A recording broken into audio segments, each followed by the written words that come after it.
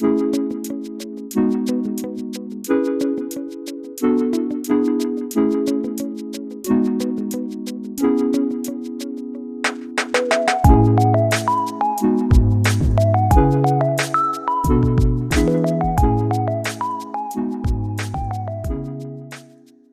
wanted to talk about the women because both of you have I mean, Andy, yours is entirely centered around a female protagonist, but Dennis, you have Abby as a major character, not Right. perhaps the protagonist in the same way as Dan, but a secondary protagonist for sure. And um, both of these seem to me to be women in professions that aren't typical for men.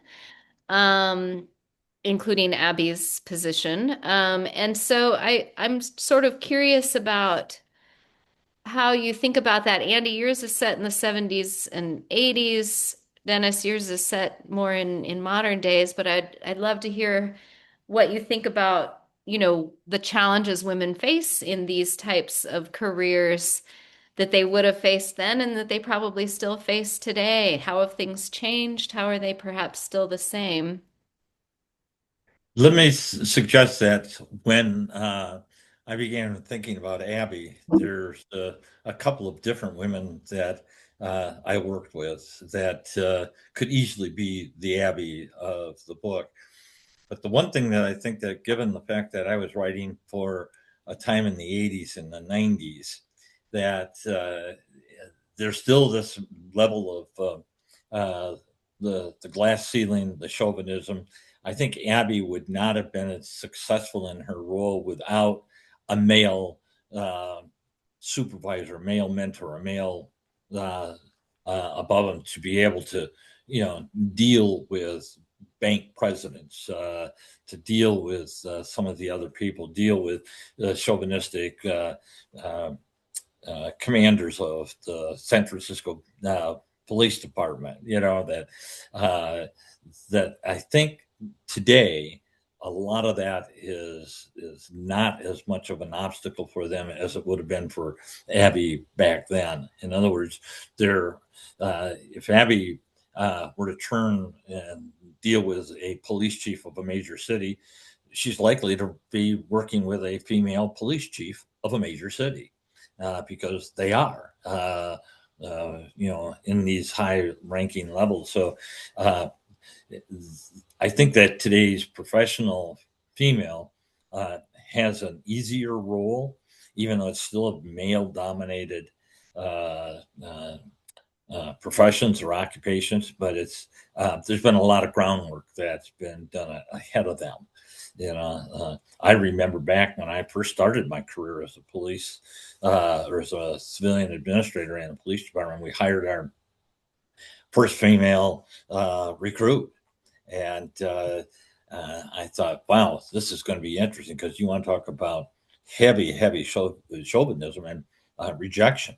Well, guess what? She retired chief of police of that department. So after 30 some years, she went up through the ranks, fought it all the way, and opened up the doors for a lot more females to come on board the police department and enjoy successful careers. So, but boy, when she was first hired on, I thought I had it bad as a civilian administrator, second in command of a lot of sworn officers. I had a cakewalk compared to her. Yeah. And they wanted to wash her out immediately. And the fastest, quickest way is, hey, we're going to have her run and do the gauntlet like all police recruits. She's going to scale that 8 foot wall in one leap, and all those guys. And she did it.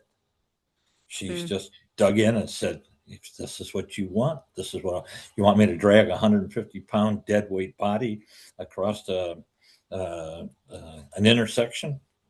Watch, and that dang dummy was just about as weighed more than she did. But so I mean, you talk about guts and determinism, and I think she really helped open up not only her department before she retired, but a lot of other departments in the San Francisco Bay Area, and then others, in Chicago and New York, Philadelphia. It's not at all unusual for a news briefing. The police are going to make a statement and they come out who is wearing the stars, but a female. So I think that on the police sector, it's like that. In the criminal justice or private security business, there's light type stories that you could, say that there it's easier today than it was back then, but it's still a rough road to go, especially breaking through the notion that I'm more than just managing a guard force or, guards with guns and dogs. And, that there's a lot of intellectual property protection, a lot of executive protection in some big ways, So that's kind of where, I think the challenges are. Mm.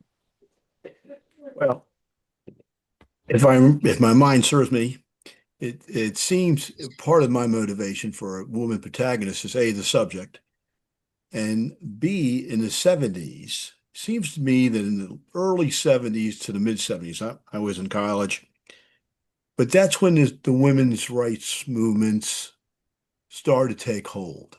My mother was involved with that, and I remember her going to the bank to open up a checking account in like 1967.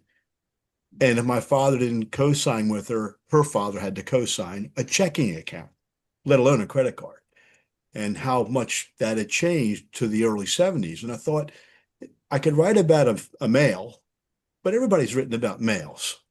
I wanted something more. Plus, my protagonist is somebody who I know. So the struggles not only and I agree with you, Dennis, 100%.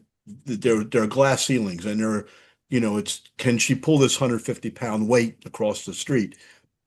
But the timing of the era of my book is when this is coming really to a forefront, where women are taking control of their lives, and I thought I introduced it with this notion from the government that they're going to bring in more women recruits. We need to get more people young people with their ear on the street to do this type of work.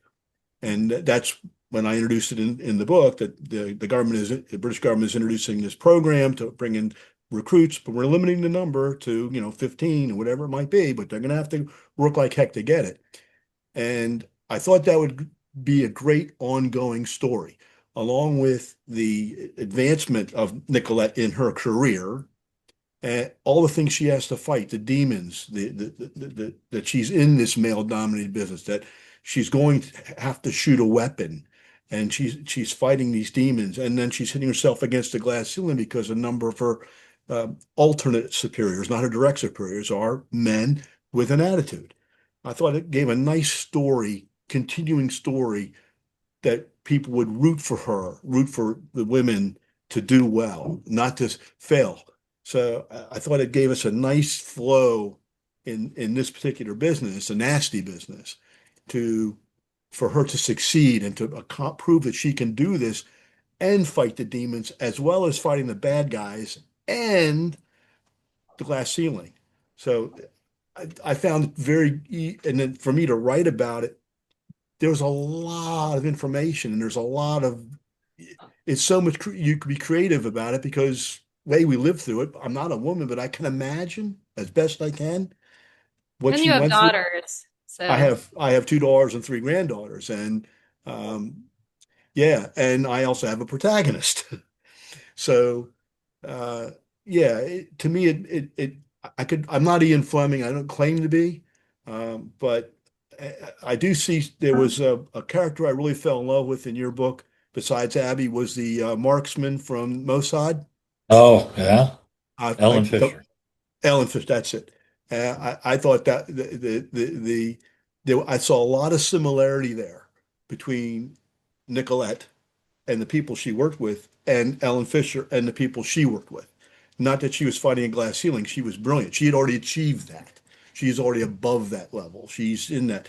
But the fact she could organize something with such precision and accuracy that in 1978 or 79, she couldn't do that because they wouldn't let her.